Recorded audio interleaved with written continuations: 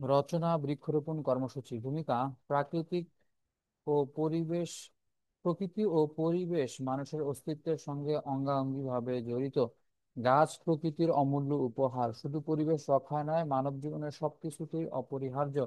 বর্তমান বিশ্বের জলবায়ু পরিবর্তন, উষ্ণায়ন, মরুকরণ ও জীববৈচিত্র্যের সংকটের মুখোমুখি হয়ে যখন সবাই সচেতন হচ্ছে, তখন সবচেয়ে কার্যকর ও সহজ সমাধান হচ্ছে বৃক্ষরোপণ।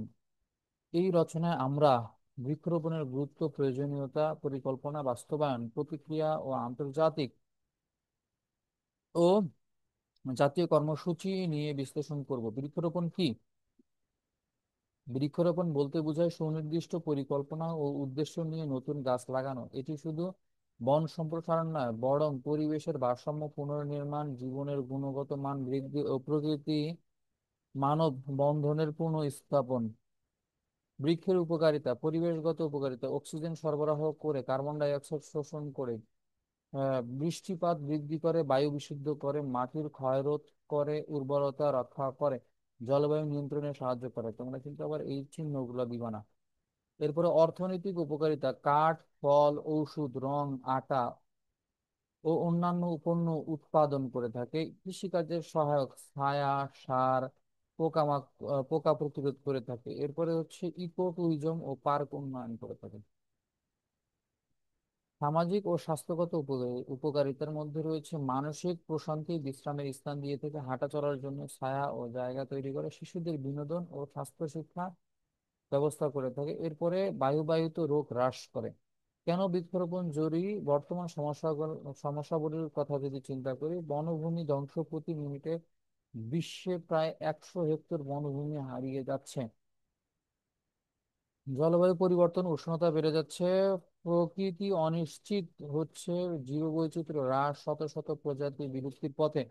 প্রয়োজনীয়তা: কার্বন নিঃসরণ নিয়ন্ত্রণের সবচেয়ে সহজ উপায় শহরে হিট আইল্যান্ড রোধ, তারপরে হচ্ছে জলচক্র ও বায়ু প্রবাহে ভারসাম্য ফিরিয়ে আনতে হবে, ধূলিকণার পরিমাণ কমাইতে হবে। এরপরে বৃক্ষরোপণ কর্মসূচির লক্ষ্যগুলো কি কি? জীববৈচিত্র্য পুনঃপ্রতিষ্ঠা করা, শহর ও গ্রামে সবুজ বেষ্টনী তৈরি করা, স্কুল কলেজের শিক্ষার্থীদের সচেতনতা বৃদ্ধি করা, নদী, সড়ক ও জলবায়ু সংরক্ষণ করা, জলবায়ু চুক্তির লক্ষ্যমাত্রা অর্জন করা। জাতীয় ও আন্তর্জাতিক বৃক্ষরোপণ কর্মসূচি: বাংলাদেশের পরিবেশ ও বন মন্ত্রণালয়ের বৃক্ষরোপণ মাস, জুন জুলাই। বৃক্ষ মেলা, জেলা উপজেলা পর্যায়ে সচেতনতামূলক কার্যক্রম করা, স্কুলে বৃক্ষরোপণ প্রতিযোগিতা, বন অধিদপ্তর কর্তৃক সামাজিক বনায়ন প্রকল্প তৈরি করা। এরপরে আন্তর্জাতিক উদ্যোগগুলোর মধ্যে রয়েছে ইউএনইপি এর 1 বিলিয়ন ট্রিজ প্রকল্প বাস্তবায়ন করা, তারপরে ওয়ার্ল্ড ইকোনমিক ফোরাম এর ট্রিলিয়ন ট্রিজ উদ্যোগ নেওয়া, ইউএনএসডিজি এর ক্লাইমেট অ্যাকশন লক্ষ্য অনুযায়ী বন সংরক্ষণ করা, এবং ভারতে ভারতে বান মহোৎসব এবং নেপালে হার্ডিও বান প্রোগ্রাম বাস্তবায়ন করা। এরপরে সঠিক পরিকল্পনা বাস্তবায়ন: গাছ নির্বাচনের ক্ষেত্রে স্থানীয় উপযোগী জাত নির্বাচন করা, দ্রুত বর্ধনশীল ও রোগ প্রতিরোধী প্রজাতি নির্বাচন করা। এরপরে ফলজ, বনজ ও ঔষধি গাছের ভারসাম্য বজায় রাখা। যাদের সম্পৃক্ত করা প্রয়োজন: শিক্ষার্থী, শিক্ষক, স্বেচ্ছাসেবী, স্থানীয় সরকার প্রশাসন, বেসরকারি সংস্থা, কর্পোরেট প্রতিষ্ঠান, সবাইকে সংযুক্ত করা। এরপরে সফল বাস্তবায়নের ধাপ: জমি নির্বাচন ও প্রস্তুতি প্রস্তুতি গ্রহণ করা, চারা রোপণ ও স্থায়িত্ব বজায় রাখা, নিয়মিত পরিচর্যা ও জলসেচ দেওয়া, প্লাস্টিক গার্ড ছাড়া প্রাকৃতিক উপায় রক্ষা করা। এরপরে প্রযুক্তির ব্যবহারের কথা যদি বলি, জলবায়ু নির্ভর চারা নির্ধারণে জিআইএস ব্যবহার, বৃক্ষরোপণ অ্যাপের মাধ্যমে লোকেশন ট্র্যাকিং, রোপিত বৃক্ষের তথ্য অনলাইনে সংরক্ষণ, স্যাটেলাইট দিয়ে বন সম্প্রসারণের পর্যবেক্ষণ করা।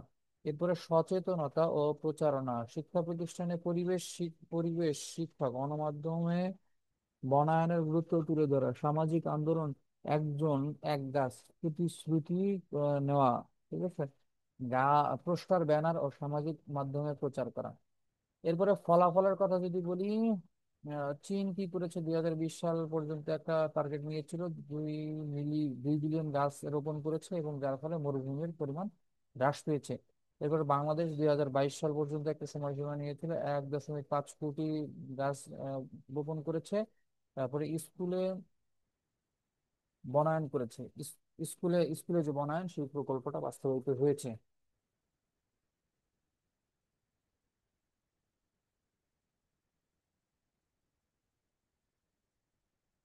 এরপরে ইথিওপিয়াতে তারা 2019 সাল পর্যন্ত একটা টার্গেটে বৃক্ষরোপণ কর্মসূচি চালিয়েছে, যেখানে 350 মিলিয়ন গাছ রোপণ করেছে, এবং যার ফলে জলাশয় সংরক্ষণ হয়েছে। ঠিক আছে। এর পরবর্তীতে হচ্ছে ভারতের কথা যদি বলি, ভারত 2021 সাল পর্যন্ত সময়সীমায় 1.3 বিলিয়ন গাছ রোপণ করেছে, এবং পার্কের উন্নয়ন সম্ভব হয়েছে। তাহলে প্রতিবন্ধকতা, চ্যালেঞ্জ: সচেতনতার অভাব, পানির স্বল্পতা ও খরা, প্রাকৃতিক দুর্যোগে চারার মৃত্যু, অবৈধ দখল ও নির্মাণ কাজ, রক্ষণাবেক্ষণের অভাব। সমাধান ও সুপারিশের কথা যদি বলি, বৃক্ষরোপণ বাজেটে বরাদ্দ বাড়ানো, গবেষণা ও প্রশিক্ষণ কার্যক্রম, কৃষকদের সম্পৃক্ত করা, শিশুদের পরিবেশ বিষয়ে উৎসাহিত করা, দীর্ঘমেয়াদী কার্যকর মনিটরিং ব্যবস্থা তৈরি করা। এরপরে উপসংহারের কথা আসলে, বৃক্ষের গুরুত্ব শুধুমাত্র বইয়ের পাতায় নয়, এটি বাস্তব জীবনের সুরক্ষা চিহ্ন। পরিবেশ দূষণ, প্রাণের হুমকি, জলবায়ু সংকট সবকিছু সমাধানেই বৃক্ষরোপণের সবচেয়ে মৌলিক এবং কার্যকর পথ। এটি আত্মস্থ করা উচিত, শুধুমাত্র কর্মসূচি হিসেবে নয়, বরং জীবনের অংশ হিসেবে। তাই প্রতিটি ব্যক্তি, প্রতিষ্ঠান ও রাষ্ট্রের দায়িত্ব আমাদের আশেপাশকে গাছের ছায়ায় ভরে তোলা। আজ একটি চারা রোপণ মানে আগামীতে একটি প্রাণ রক্ষা।